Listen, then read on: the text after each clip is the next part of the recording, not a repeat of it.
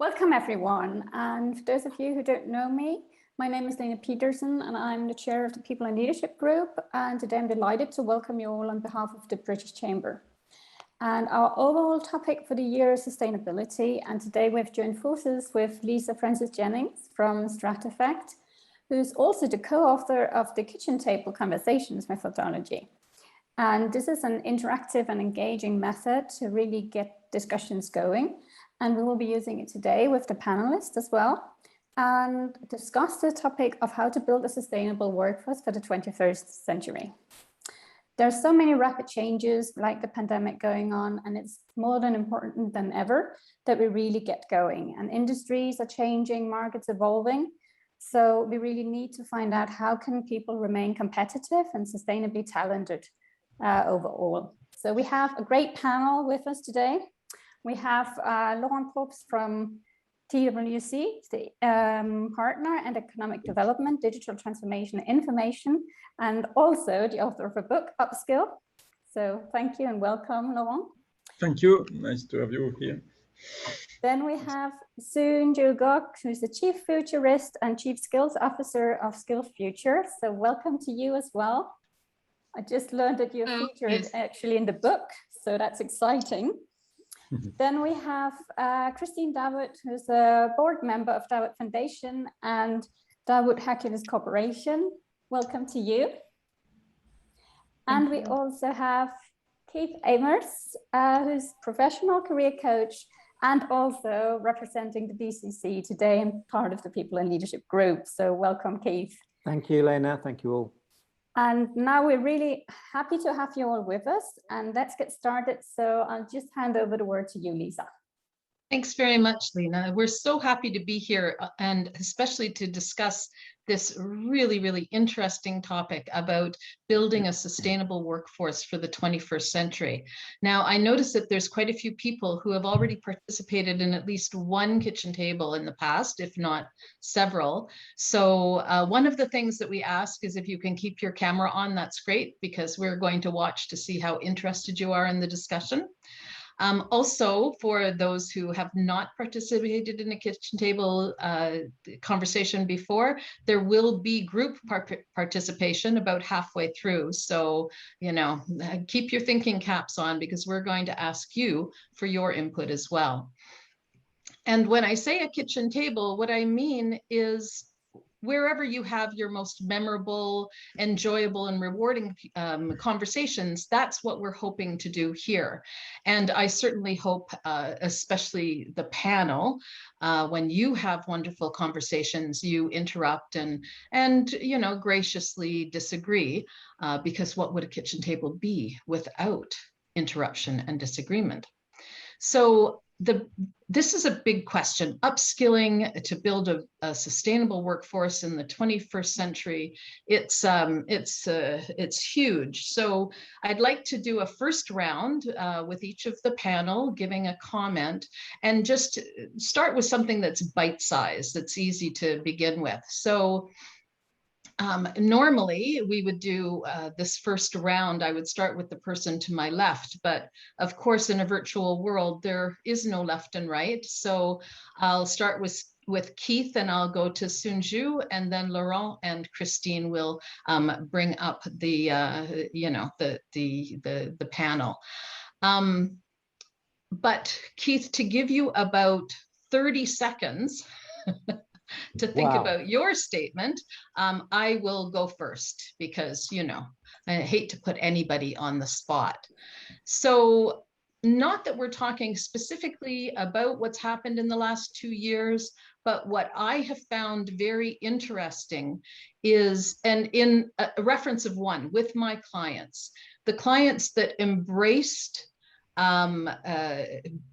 going to the virtual world, working remotely, adopting new technology, seemed to thrive. Some of them even increased their businesses substantially. The companies that were reluctant or not as quick to embrace new skills and technology actually maybe didn't do as well. And what was really interesting to me is even companies that said, oh, it's impossible for us to do this or to do that with technology because we're very different. When push came to shove and everybody had to work from home, they did. And technology was adopted within days, if not weeks. So, you know, upskilling can happen. Keith. Yeah. Okay, thanks very much, Lisa. So lovely to see so many people here. I have to say, as part of the People and Leadership group, we've actually been looking in this area before, in terms of, you know, what will the future world of work look like. But one of the points I'd like to make very quickly, I think, is that we hear a lot about sustainability. Well, what does that mean when you talk about workforce sustainability? We tend to conflagrate that with green issues and making sure that you don't print paper, but you read it on screen and good stuff like that. To me, a sustainable workforce, if you take an analogy of a managed forest, you need to make sure that you don't cut all the forest down immediately. You don't allow wild deer to come in and chew off the bark of the growing trees. You don't trample on saplings and so on. You have a system whereby the forest and its beauty and its fresh water are maintained and sustained. So you maintain, keep and continue what there is of that forest. And in the same way with people in a workforce, in an organization, those people also need nurturing. They need care. We've discovered how vulnerable we are in these last year and a half. They need looking after, and they need a degree of management as well. That's my definition of sustainability, and I'm looking forward to the discussion. Awesome. Thanks so much, Keith. Sunju, your opening comment. Thanks, Lisa, and thanks, Keith, for that. I will give my perspective based on a government agency's perspective, a policymaker's perspective.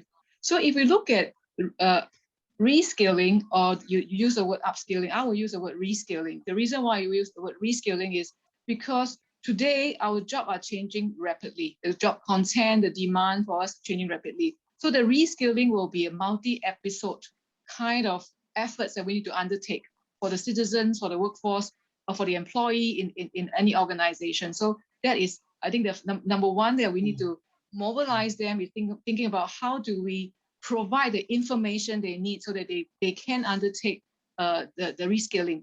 Number two is about ensuring accessibility and inclusiveness.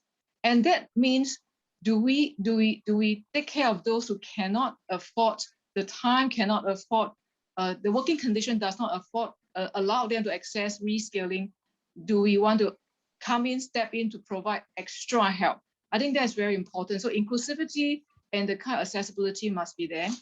And I also think that the financing is something for us to really seriously think about. Reskilling require a lot of effort, require a budget to fund all the retraining. So who's supposed to pay for the out of pocket? Is it the employer? Is it individual? Is it the co-sharing with government stepping in? I think these are things that we need to think through. And I think most importantly, in order to mobilize and build a sustainable workforce, means everybody will benefit from the outcome of economic growth, have good wages, have good career. Then I think that we require all hands on deck from all stakeholders, from employers, the governments, workforce development, intermediaries. We have to come together to make sure that the demand and supply really meet each other. Thank you. Yeah, that's great, Sunju. Thank you so much. And Laurent. Yeah, thank you. So when I look at the title of this, I would say, workshop about the doomed workforce, my first point today is about where is the workforce? Mm-hmm. Because we have a big issue today to really find the brains, the hands, the legs of his workforce. And it's not anymore, it's not only about the skills, just finding the people. And we can see in Luxembourg, for instance, thousands of jobs available. This is the highest level never reached before. We have a very high level of unemployment, and companies do not find people. I can tell you, we are looking for people here in PwC. We are looking for 800 recruitments this year. We do not find the people around. We have to go for very far. I just installed one of the top big tech European companies in Luxembourg. They are looking for profile. They don't find any European profile here. And so this is a real issue, and the upskilling is clearly a way to keep the existing workforce into place and to manage, I would say, to increase the retention rate. So that's fine. But there is a big question that the main consequence of the lack of workforce is the fact that this will be a massive impact on the financials of a country and a corporate. Just as a quick example, if you take a salary of 30,000 euro per year for a job, if a person does not fill the job, if the job is empty, okay, the cost for the state is equal on an annual basis in terms of lack of revenues or in terms of spending as the amount of a salary. So this is a massive economic financial impact for the state. Yeah, that's a really good point, Laurent. Thank you. And we're looking. This is wonderful because we're bringing in different comments from different perspectives. So thank you very much for that. And Christine. Thank you, Lisa, and thank you, my fellow panelists here. So when Lisa asked me to be part of this panel, I asked, like, what angle would you like? Because our businesses are literally from technology over agriculture and then manufacturing over to energy production. So she said, well, you choose the one you're most passionate about. So one of the projects I'm most passionate about is our coal mining company, which is in the Thar Desert in Sindh in Pakistan. It's obviously a very unpopular business to be in right now in the times of Greta Thunberg and Greenpeace. So, but if you have a country which has power outages of 22 hours, 25% of the population doesn't even have access to energy, then it becomes sort of a moral dilemma, which I don't necessarily want to go into today. What is more important, energy or how to produce it? But so upskilling in this context becomes very different. Obviously, digitalization in certain area, in the management area is necessary. But right now we are dealing with women who are illiterate women who can't even read and write, and we are bringing them into the company and we are training them. So we are training them with pictures, with videos and these sort of things. So upskilling in that area is, I'm very passionate about, but it's on a very basic. So I wonder, is that also upskilling or is it just basic skilling? Oh, that's a great question. So, and a fantastic question leading into the open discussion. So panelists, any comments to respond to Christine's question or comments about what other panelists said? Soon, go ahead. Yeah, I first want to respond to Laurent's question about this global issues about cannot find warm body to do the work. I think it is across the world that most of the economy are facing this. I would say that Singapore too has this issue, although may not be so severe as compared to other places. It may be an issue, from my perspective, the issue of mismatch of expectation and mismatch of skills, which I thought that a kind of informational intervention may be needed to bring the demand and supply together. That's my very basic reply to Laurent's the issue of no warm body. I think there is maybe some mismatch happening there. I think to answer Christine very quickly, I think the reskilling, upskilling, there is no high level, low level, as long as if we are really intended to help the individuals get into good jobs, and whatever needed to help them to acquire the knowledge and the skills to do the job, be it literacy or anything, I think that's already considered reskilling and upskilling. So it's not about basic skilling. Yeah, thanks. I agree. And Laurent has a yeah, go ahead, Laurent. Yeah, some reactions. Some reactions. Yeah, to the last point of Sunjo on on this mismatch, I think I fully agree.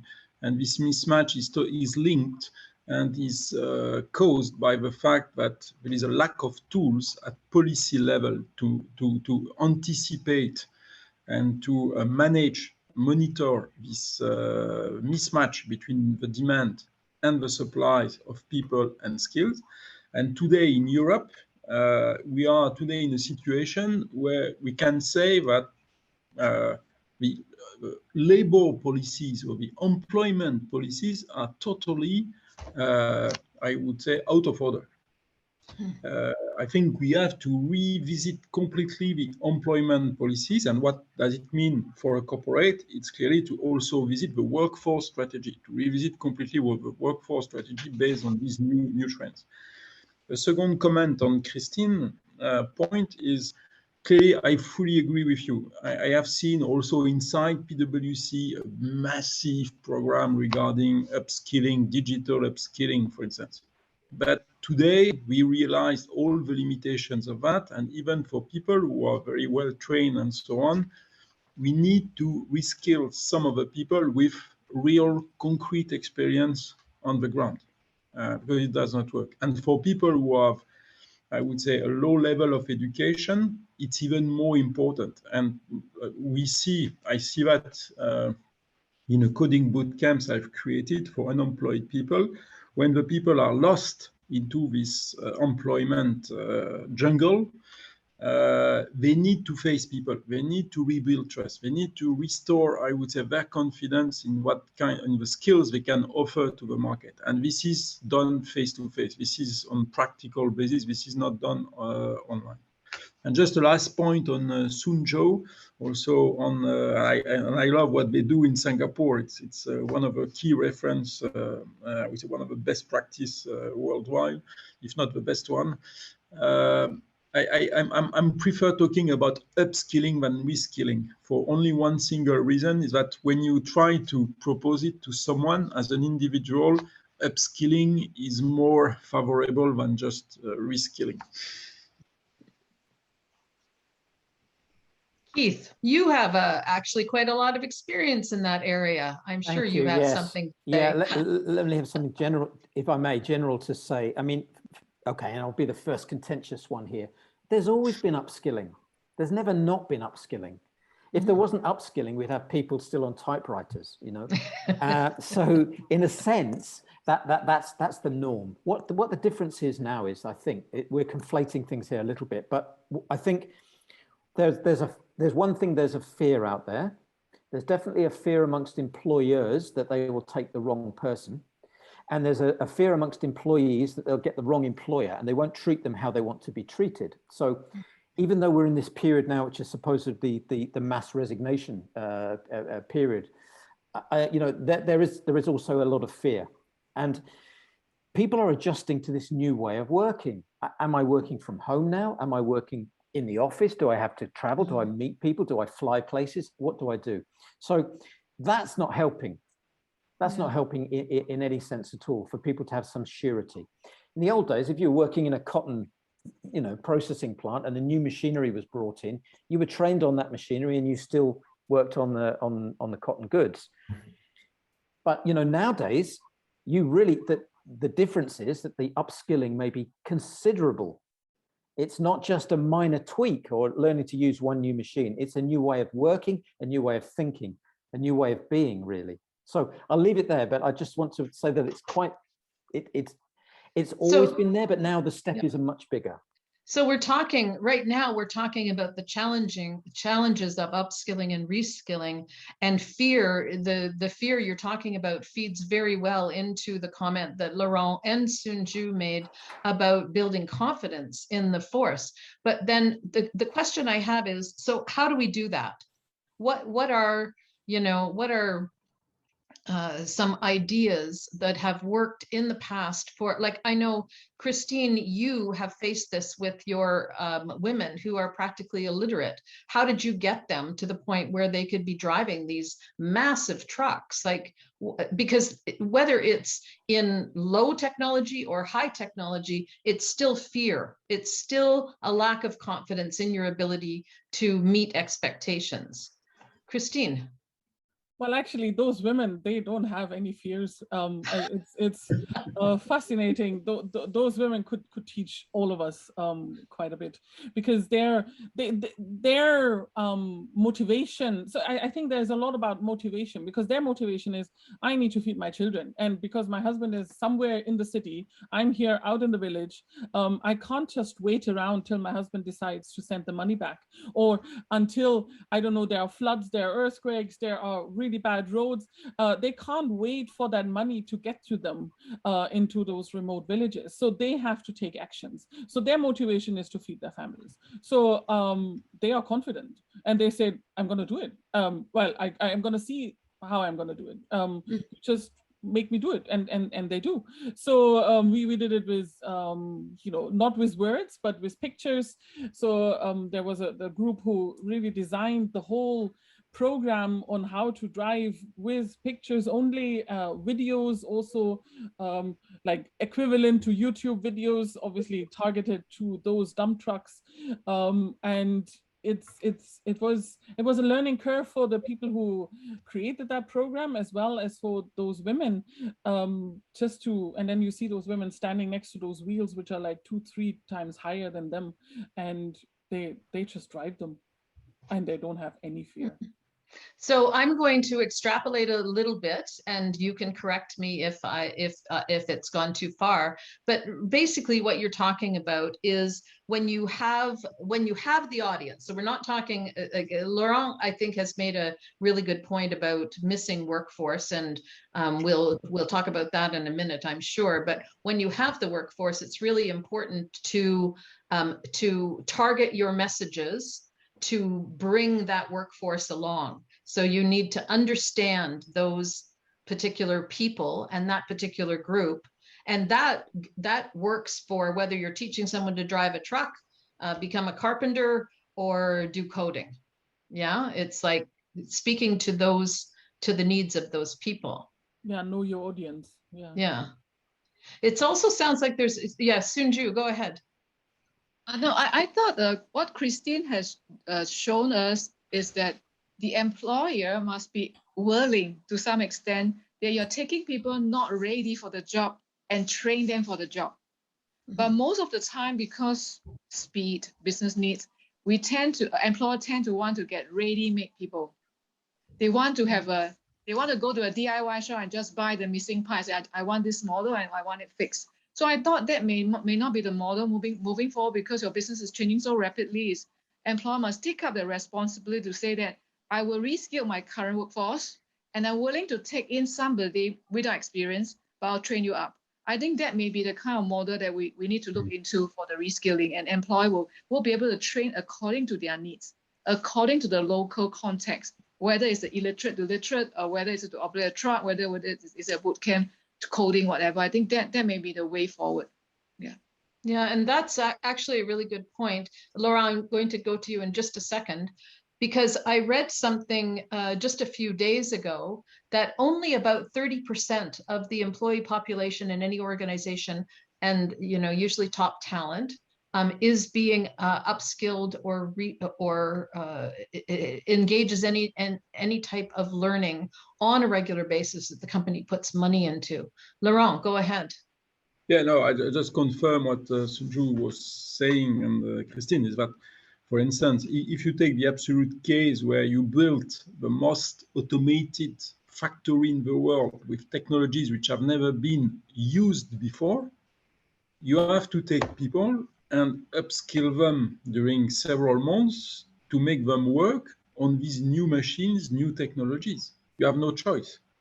And I think we have seen a real case here in Luxembourg, and it took more or less 9 months to train these people in the US, in Japan. It took, I would say, like a budget of 100K per person to upskill them.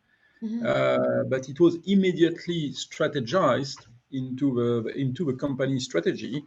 So here, clearly, we need to think in a different model, clearly at a corporate, at a state level. That's clear. And as you said in your intro, Sunju, it's about pre-financing that. How to pre-finance this? Because the return on investment is clear. The return on investment is massive. For any euro invested in upskilling, you can get at least 2, 3, 5 euros back. But you need to pre-finance it, because for some companies it's not possible, for some states it's not possible. So organizing the pre-financing. And here today, the issue is that the tools, the financing schemes which are available either in Luxembourg or either in Europe are not at all tailored to that kind of strategy. So we're talking about, oh, go ahead. Yeah. So I just want to quickly jump in here to just share a couple of models that we are doing in Singapore. I'm not sure whether it's replicable overseas, but very quick one. One is actually from even before the individuals are graduating from, let's say, vocational education institutions or the university, there must be the kind of industry commitment to want to offer internship, longer term internship, like 3 months, 6 months, so that this individual can go into the organization and learn something very quickly, and then learn the culture, learn the fit, and employer will have the first right of refusal. Say, do I want to recruit this person? I thought that will be one way of employers' contribution. That's what we are currently doing. I'm sure a lot of universities are doing that overseas. The second thing that we're currently doing is we are looking for industry anchor employer. They are big boy, they're big girls, and we are asking them, say, can you be the queen bee? We call them the queen bee. Can you be the queen bee and offer the training to small medium enterprises employee who are working with you because they are part of your value chain? If you upskill them, your productivity on the ground will cascade it back to you. So we're working on this scheme called the Queen Bee Company. So let's say hypothetical, a huge supermarket chain. They may have a supplier, local supplier from farmer, from co-op to coming in and say that, then can I help you to automate on the ground so that you can package the kind of products produced fresh to me in the way I wanted it. So that I reduce the process I need to do by how we automate and how we train our people, so that the value chain kind of effect will come back to benefit the queen bee. So I think we are exploring this. Our plan is over the next 5 years, we try to get 1,000 queen bees to cascade to create this queen bee effect to train the SME. The third one we're trying to do, of course, is to get big queen bee to train in excess. That means perhaps you need to train 500 of your employees, but can you train 1,000 and release the 500 into the market for the rest of the employee organization who cannot train their staff or no capability of training their staff. So I think we're trying various methods to see how best to support this reskilling effort by partnering and leveraging on more capable company. Yeah. Well, that's incredible. That's like taking the key influencer to a whole new level, because now the key influencer is an organization, not just a person inside the organization. Yeah, good point. Christine, I feel like you wanted to add in there. Am I correct? I always find that Singapore is, I just love it, how they have a container within their country to explore those things, that safety to actually explore, because it needs safety, like almost psychological safety on a political level to try these things out, and also if they don't work, then maybe if they don't work, also to be able to say, let's count our losses. So, and I think a lot of countries miss out on that opportunity to almost be playful with trying new things. Yeah. So how do we encourage that? There, isn't it? How do you encourage on a global scale? Like we're talking, Laurent and Sunju have both mentioned policy is really important on a political scale, on an organizational scale. Absolutely, you see organizations flourish when they add a little fun and creativity to thinking about how they do business. But how would we put that into something concrete? Keith? You know, You're mute. You think I'd be used to this after a year and a half. I think one thing I just slightly twist the conversation a little, if I may. We're talking about reskilling, and we're talking about, therefore, people that are already at work. And I think what we should perhaps also be considering are those people who are currently now going to college, going to university, going to technical college, learning trades. What about them? What do they need to know, which will be useful for them in the coming years?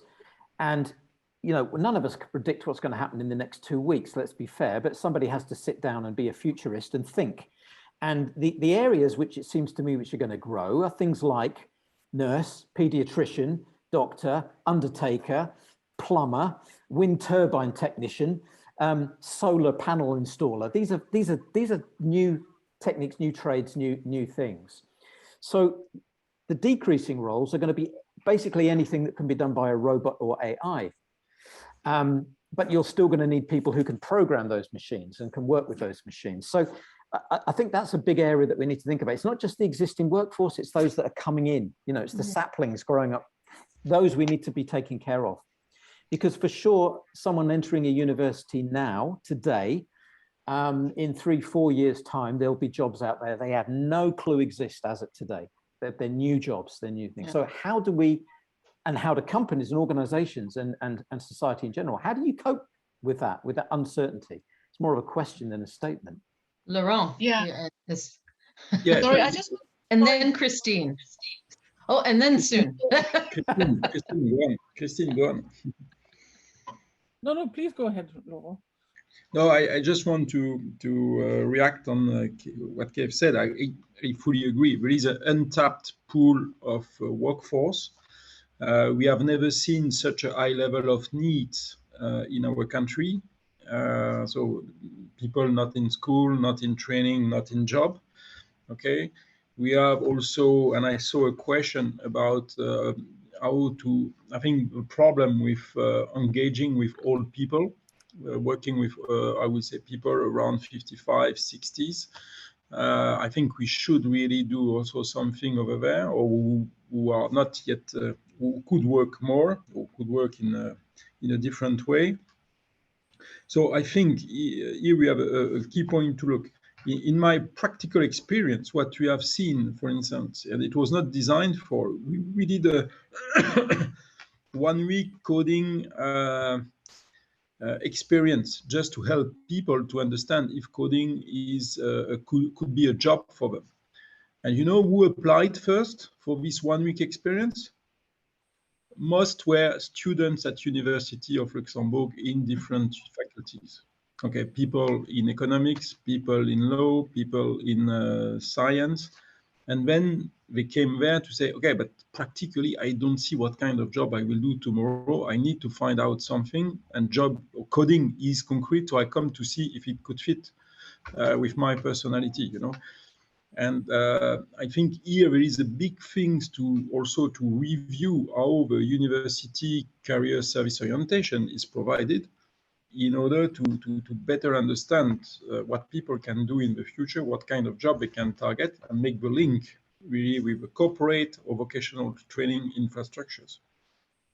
Okay, I'm going to call you on that one. I don't hate to disagree, but not only in Luxembourg, but in Canada, the education systems are chronically behind what's required. And I know in Canada, there has been a huge push to change the direction and the guidance for education to bring it more in tune with what's going to be trending and industries in the future. But Laurent, tell us, we're all really interested. How do you move the education system, or soon, or Keith or Christine, like, how do you do that? Because chronically, Christine, go ahead.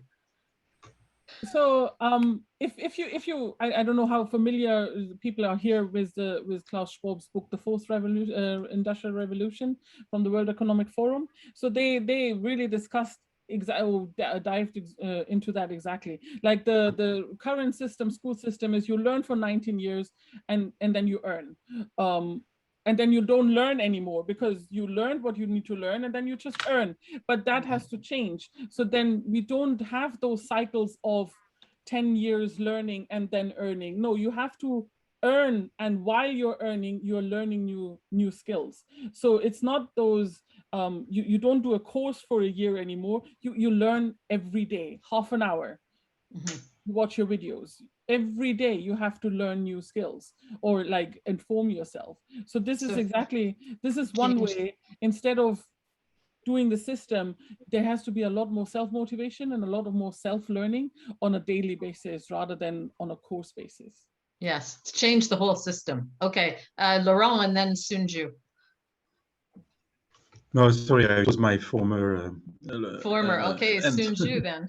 Sure, thanks. I really like what Keith said about let's not forget the very important essential services provider like the trade and craft occupation, because today the conversation tend to focus on the hottest job that is in ICT, information technology, data scientists, but we cannot forget that we need chefs to cook, we need a hairstylist to style our hair, we need people to repair our home. I think we cannot forget this group of people. And the important thing is, how can we then signpost to them that what are the latest possibly latest application, latest technology they can then put into practice and help them do better. I think that's quite important for us not to forget this. So in Singapore in particular, we do not promote one particular jobs or family of jobs.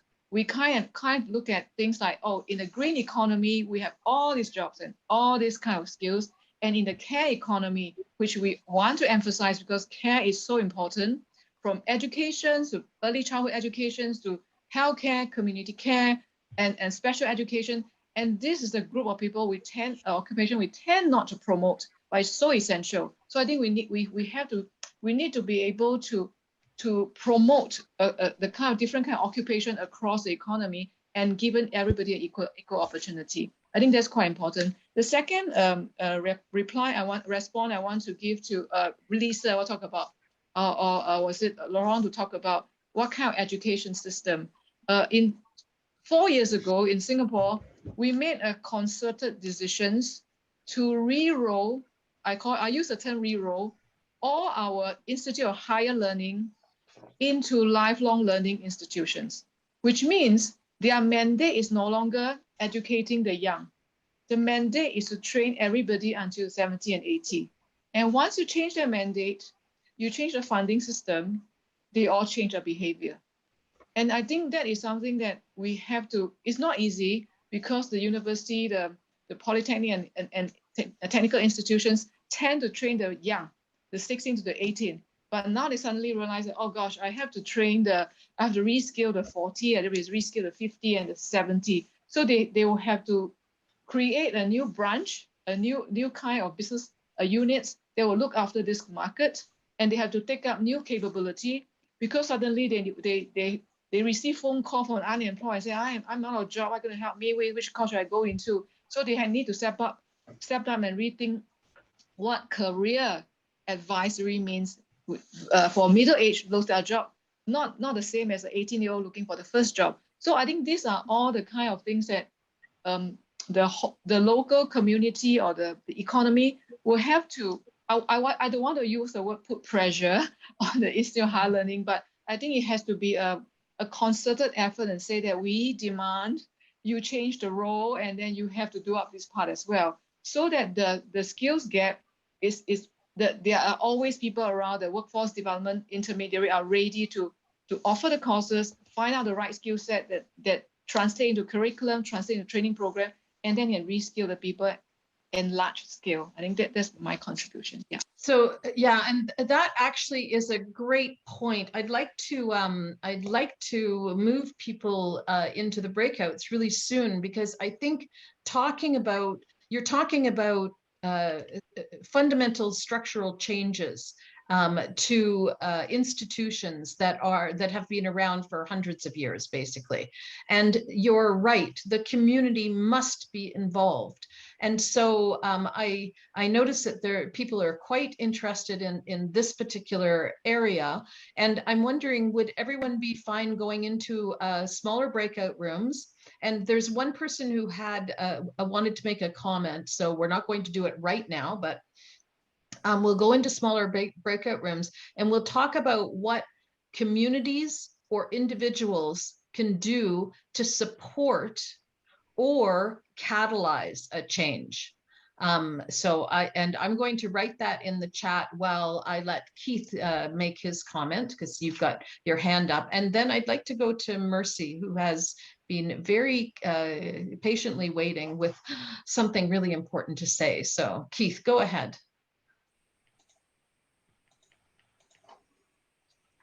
So thank you. There's some great chat going on. I love that. So that's really a timely moment to go into the breakout rooms, I think. I think there's just a quick issue here. We can say that it's big society that needs to help. We can say that it's the companies and organizations and employers, but there is also a degree of responsibility on individuals. And I think, you know, I read in the chat there, every day is a school day. It is. Every day is a school day now, whatever age you are and whatever you're doing.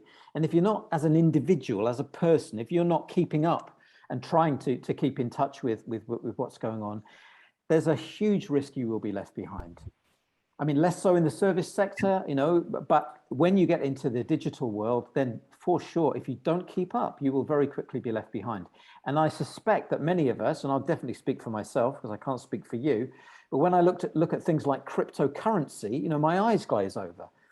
But that's the future, and we better understand it. So I do believe there is also an emphasis on individuals. Individuals have to be taught somehow that they need to get smart too. There's never been any time like now to learn stuff online for free with Udemy and all these others, LinkedIn Learning, you name it. So really, people also have to put themselves out a bit. Thank you. And Mercy, you've been very patient. Go ahead. First, I want to say thank you, Keith, for actually sharing this invite. I appreciate it. It's been a great learning and speaking to all of you. He begs to speak from a perspective of a third world country, coming from Africa and doing quite a lot of difference. I love what Sun talked about, the queen bee is one of the things that we try to do here in Africa. So just a little background. So Lento is focused on bridging the gap. Now, the challenge is access to market is a challenge. How do we mitigate that? Okay, according to Sun, for instance, a lot of you are all decision makers. I know that Africa has a lot of issues in terms of integrity, which is a major concern, and it makes it very difficult to break into the global market. Now, the big question is, how do we get over that, create more inclusive opportunity? Because I think I'm the only Black person here. If more people were aware of this, this is a great learning, a lot of the things that has been shared in this conversation so far, and which begs to the fact that we have skill sets. For instance, as a business, thanks to scrum.org that we're in partnership with, and we have trained and skilled a lot of people that never, in 2021, 80% consistently never heard the word agile. Working within this kind of organization, they are begging for opportunities for internship, for them to work for free, to gain experience. How do we open up that market to organizations like us that are doing great work and can recommend and help mitigate that gap and say, okay, there are people that are willing to work, like the Queen Bee idea. Let's pair them up with organizations that have projects, that have teams that can work. So that's the question I'm asking you, because I know a lot of you here are decision makers. You might have a better answer for me. Thank you for your time. Thanks, Mercy. Okay, so what we're going to, and that question actually feeds into this, what can communities or individuals do to support or catalyze, not just creating an environment that supports a sustainable workforces, but catalyzes the change. So we're going to put you into breakout rooms, and you'll have 10, maybe 15 minutes to, and what we'll do is everyone will go into the breakout rooms and eventually a panelist will join your room. The panelist is not there to run the conversation in your breakout room. The panelist is there to just take note of 1 or 2 suggestions or ideas that you have that you would like to share with the rest of the group. So we're not going to ask, you know, each panelist to recount every piece of the conversation, just 1 or 2 ideas. Okay. So what I'd like to do is just, I want to leave room at the end of the conversation for Lena to go through all the questions. I have not been tracking the chat. I apologize, but I have seen it, you know, blowing up. So I know there's lots that she's going to, I hope, consolidate and share with us. But before we do that, maybe we'll just go around and we'll use the opposite order. So we'll start with Christine, just 1 or 2 points that your group made that you think are good to share with the larger body. Sure. We had the people in our group had a very good conversation, because I try to, as per instructions of you, to stay out of it. So there was a general feeling about the recruitment should be more about personality and commitment and potential, so that the company and the employee could grow together, rather than the HR people already finding a 95% match for the job. So that could be one of the main changes which came out. And then there was also sort of a call for almost from the bottom to demand the top to change. So rather than,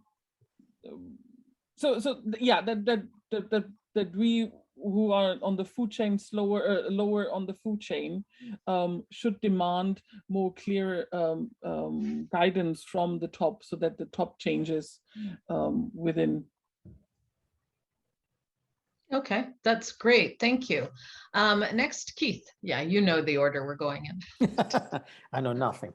Really good group, and some quick bullet points. First of all, and I love this one, the mindsets need to change from employers, away from competencies to looking more into talents and skills. That's absolutely true. Second thing, every job is important. Let's recognize that a little bit more. How much time do companies allocate to allow their staff to learn? It's all very well giving money, that's helpful and wonderful, and we like that, but maybe a little more time allocated so employees could actually learn would be great too. Another great point was about the COVID reset and how it's actually been a bit of a catalyzer, and that now we know people can work from home. There's no such thing as you can't possibly do that, it won't work. It does work. Everybody can. Just a final couple, if I may, is that we should support intergenerational learning. Love that as an old person. Secondly, job descriptions are a bit too scary. Why do companies make them so complex? Why don't they allow, just go to the essences of what the must-haves are? I think that's about it. Great, thanks, Keith. Sunju.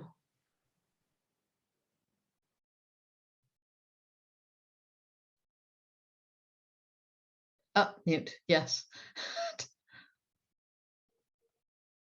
No, you're still on mute. Sorry about it.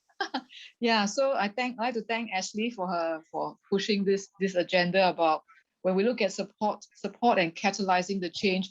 Ashley actually put forth an issue that we have not seriously talked about in the earlier conversation, which is how to address the fear of the people on the ground, because we always think about change as good, but the people on the ground may resist it if their fear are not addressed, and they may resist. And once they resist, for example, the union will step in and say, no, there's no change, there's no automation allowed, we want to protect the job, but without realizing that if the change actually bring about a better job where people can get reskilled and higher paid, more productive, I think that fear has to be addressed. And also it's about being honest and saying that, yeah, while they may be good outcome of human machine augmentation, but they may be also a machine displacing human. Then if that's the case, then what is the responsible outplacement the employer should undertake to help address this fear? And I thought Ashley raised a very good point, is sometimes, most of the time, this is beyond what one organization or an employer can do. Then we need a larger group of workforce development intervention partners to come together, from policymakers to institutions who can provide trainings, to providing subsidies tie over this during the training period. So I thought this is a very important point that earlier on we didn't discuss. But to say to catalyze change, we really need to address the fear on the ground. Thank you. Thank you. And Laurent, sorry, I just realized I did Keith and Laurent in the wrong order, but it's fine. Yeah, it's fine.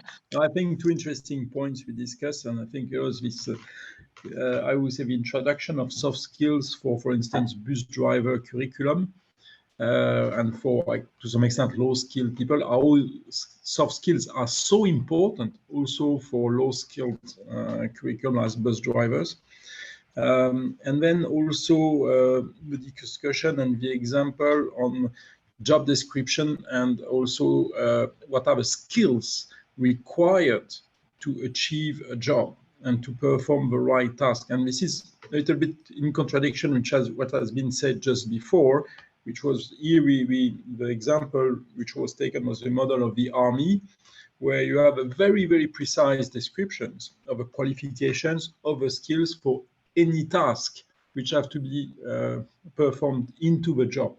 So here we go for a much more robust, solid, detailed description of the skills and qualifications required for any job.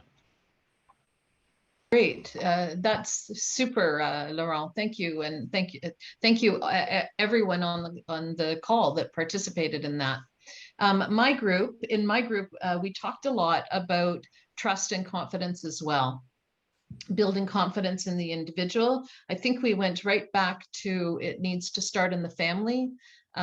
You know, when you change the way of thinking around whether it's skilling or competencies and looking forward, it's really about starting at the family unit and moving forward.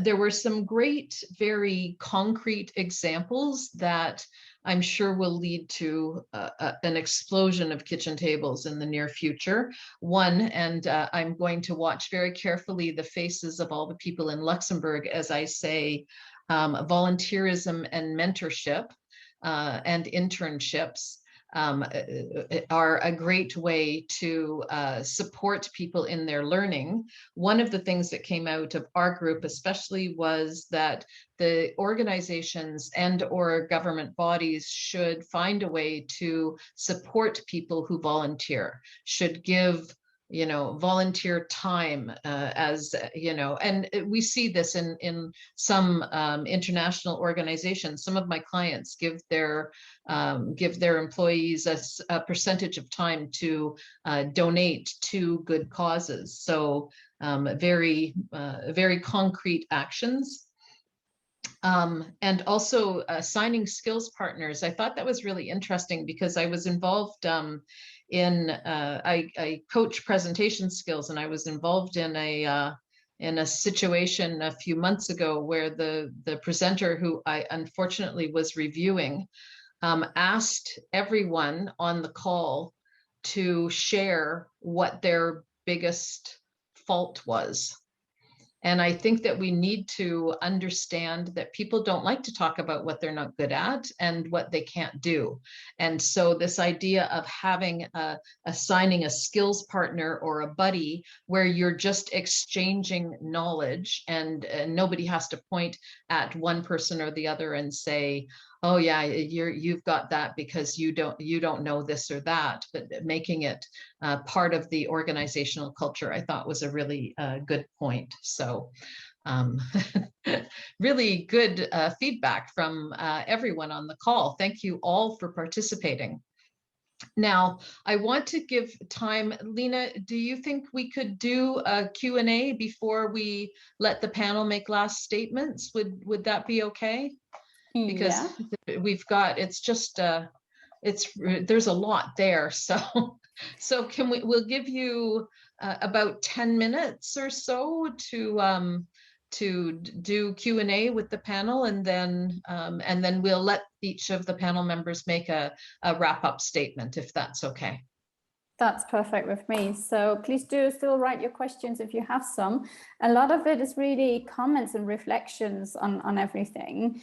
But there's a lot of discussion around age and how also that elder workforce, they have realized that they need to upskill themselves because they will be working longer and so on, and how to deal with that, and how you can combine the younger workforce and their tech savvy knowledge with people who are older and have the experience and can mentor them in how to run businesses and so on. Do you have any comments to give on this as a panel? If I may, sorry, Sunju. Well, we'll do Sunju and then Keith. Oh, sure. Yeah. Okay, thanks, Keith, for giving me the chance first.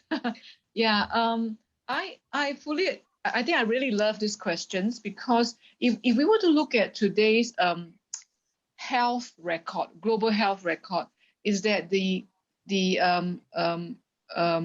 age-adjusted life expectancy is improving tremendously because of advancement in technology. And it is likely that a lot of us in advanced economy able to live past 85.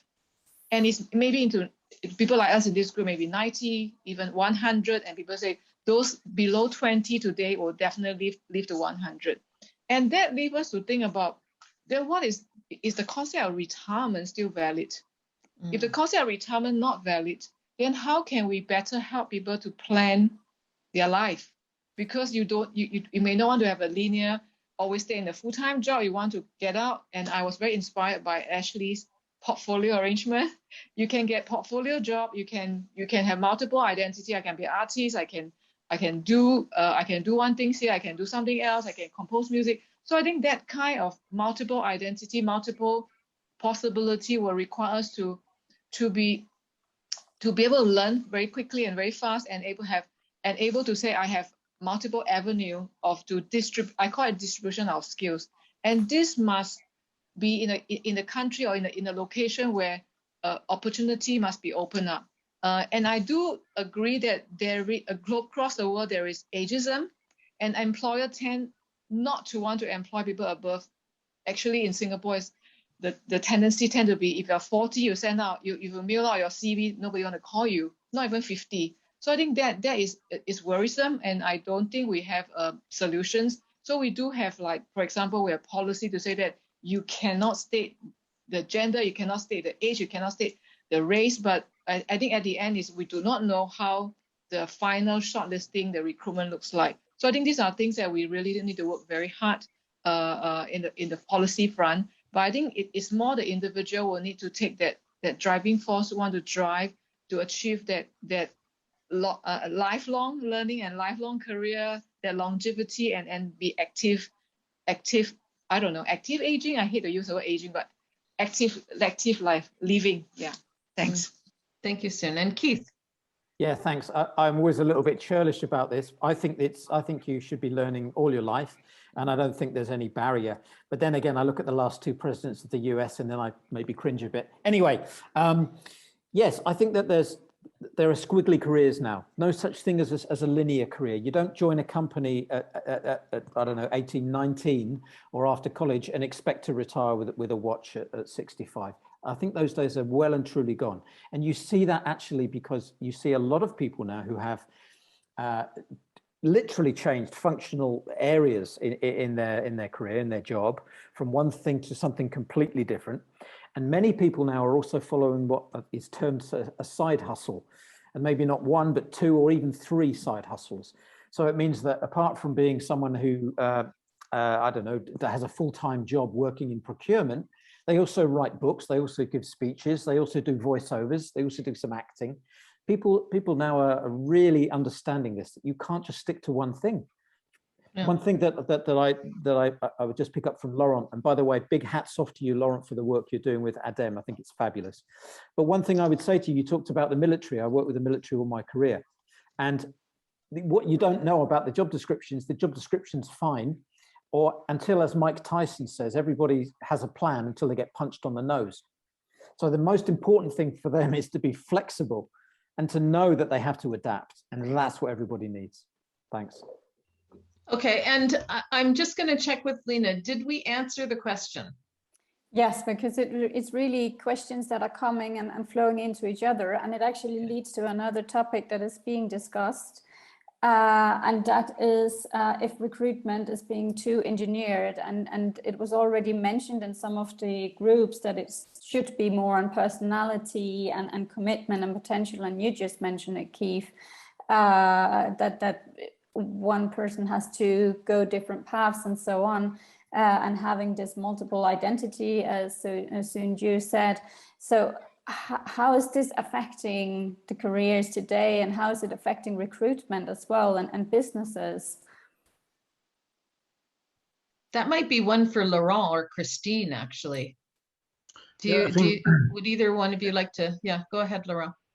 No, I think 2 points. Companies huge to manage, I would say, the workforce with mainly looking at FTEs, not looking at skills.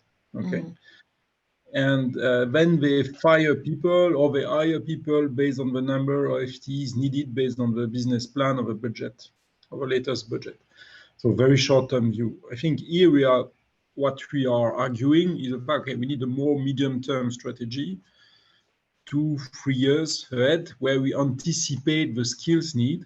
And we have to look at our people, what they are able to learn, what they can do, upskill themselves, and then complement with clearly the new hirings. Okay, the new hirings are clear. We need new hirings, but I think it should be done in perspective of the existing workforce and the learning capacities of the existing workforce. And I think the most important skill to get to people inside a company is really learning to learn fast. Okay, that's a key point. Yeah, that's a really good, and that speaks to the involvement of HR, right? Like all of these things, HR is so important as a strategic partner now. Go ahead, Laurent. But here we have a major gap. We have a major issue. The HR I've seen in 90% of the companies are all transactional. Yeah. They don't care they don't understand the skills need. They don't care about the skills strategy. So that's why you need a skills guy in any company to manage a skills agenda of a company. And perhaps this guy is not into the HR department. Here we have a mismatch. I agree, but I'm also seeing many of my companies are going to competency mapping more than ever before, which speaks to some of the other comments where they'll take a job and they will detail the competencies required for that job, how it filters up to the next job and down to the one below it, and what competencies need to be amassed to move. So I agree with you, Laurent, but I'm going to take joy in disagreeing slightly, because I think some organizations are a bit further than others, of course, but there is a real focus, I find, on competency mapping, and that is defining the skills required. So yeah, but sorry, Lisa, I tend to agree with Laurent that we in Singapore also think that the HR and L&D community are not up to mark. Okay. They are because sometimes they are too far away from what the operation really needs, or they are not near strategic planning of the organizations. So it is a lot of time transactional, and I have heard conversation whereby when the line manager is willing to recruit somebody without experience, the HR will say, no, you have to recruit somebody with experience. You know, your JD just say so. So I really think that there is a need for us to focus on, if we really want to catalyze a change, then the HR community is a community that we really need to pay attention to. Yeah. So am I hearing that we need to upskill HR? Absolutely. Need to change it, John. Yeah, yeah. Laurent, yes, change HR. But many of my clients, I work with the HR departments, and a real focus now is making HR more strategic. So it's a very small sample group, of course, but I think that there's work going on there that could be considered encouraging if you're an optimist like me. Keith. Yeah, I've been in human remains, or HR as it's called, for most of my career. The thing is, managers believe they can do everything. Okay, managers can hire, they can get the best people, they can motivate, they can do everything. Reality check. What happens is that when they get into difficulties, they immediately turn to HR. HR is essentially running around like a fire brigade, trying to rescue them from difficulties they've got themselves into. And when it comes to redundancies, well, as a line manager, I don't really want to have to tell Fred, who I've known for 20 years, that he's being fired. So can you do it, HR? So I think HR has a very difficult role, particularly at the moment. It's really struggling to come to terms with this whole COVID thing. How do you monitor staff performance? How do you motivate people? Do they come into the office? Can you enforce that? So I give them a big break at the moment because I think it's very tough for them out there. But should they be strategic? For sure they should. But that's the problem, that directors, managers often in the line management chain think they can do it. They don't need HR. That would be my comment. Yeah. Okay, and Lena, do we have maybe one more short question before we do wrap up? Because, you know.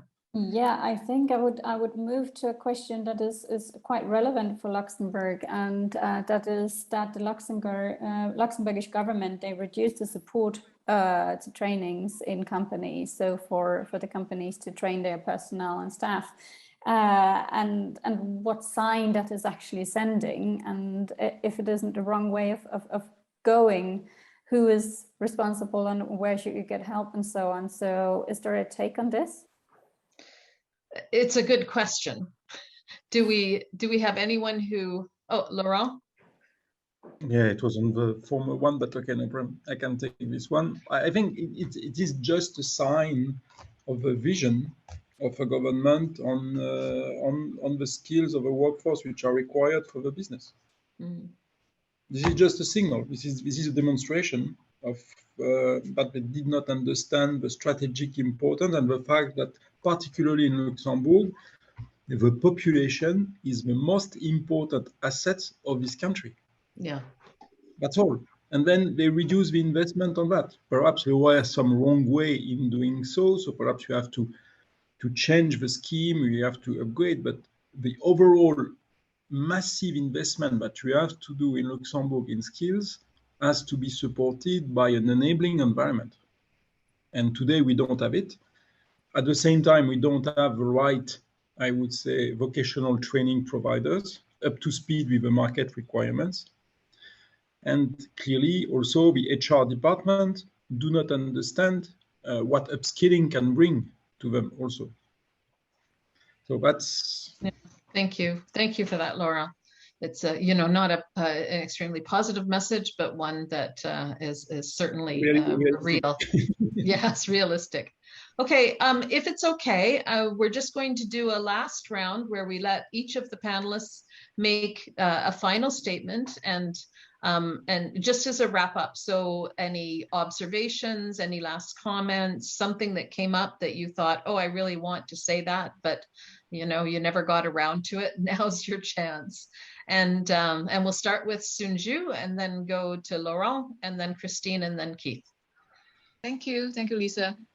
First, I'd like to thank Lisa for the invitation to join the panel and meet so many exciting people. My last comment is, firstly, I'm as optimistic as Lisa. I think the workforce is not doomed. Definitely not doomed. There's a lot of opportunity ahead of us. It's important thing is how every one of us have our own agency to drive our own lifelong learning, as Keith mentioned, and then it will be okay. Of course, when time we need to play our different roles to help someone else learn as a HR or as a leader, I think we need to step up to help others, to put in effort to develop others. Thanks. Thank you. Thank you, Sunju. Okay, what did I say? Did I say Laurent? Yes, go. Yeah. Well, for me, I would like to finish on a positive note, which means that clearly, given the business needs right now, okay, there is really an opportunity for everyone. And I think in an upskilling project, the key point is to materialize the personal opportunity for each person, for each individual. Okay, because this is the way to avoid the fear. This is a way to motivate him and to drive him to achieve this upskilling. So this is for me one of the key points, materializing the opportunity for a job to motivate the person. Yeah, thank you, Laurent. A very important message. Christine. Also, thank you very much for having me on this panel, Lisa. I feel that there has to be a mindset change within companies, that they have to create a more sort of learning culture or an environment where learning is allowed for everybody who wants it. But there is also an element, there has to be tolerance for people who might struggle with that, because there is a huge danger that we start discriminating against people who struggle with change or who struggle with learning. So there were a lot of positives during the pandemic with everybody working from home. People who are disabled, for example, were all of a sudden part of a team again.